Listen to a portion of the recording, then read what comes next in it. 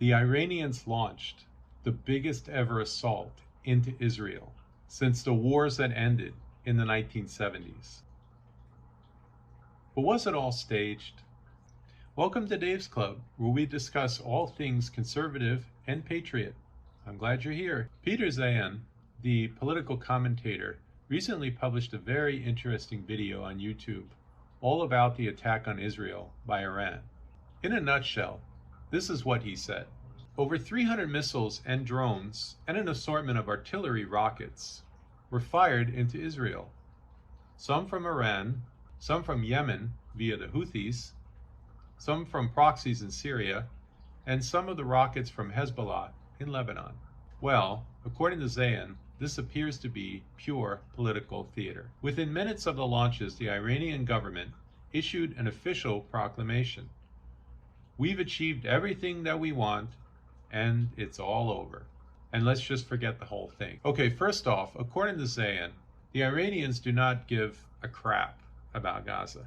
It's a tiny bit of territory that's about 1/9 the size of Rhode Island. Nothing goes through it, nothing comes from it, and the population within it pretty much subsists on aid. It's an open-air refugee prison camp.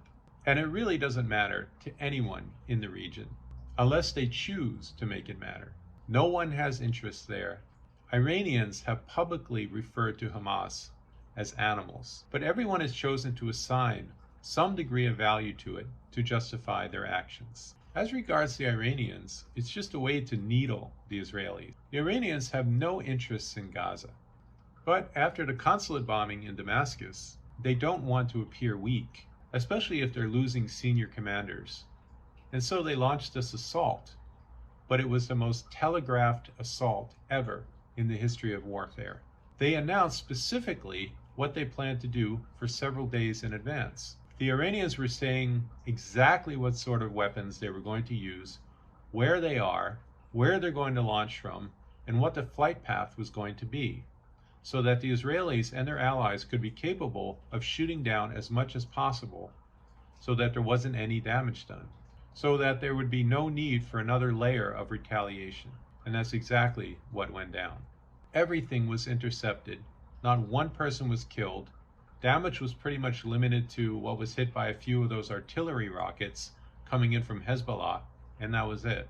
And so Iran is now hoping that everyone is going to believe what they said and that this is really the end of it, and so no one else needs to do anything. So, there you have it. Probably not the beginning of World War III, as everyone seems to be worried about.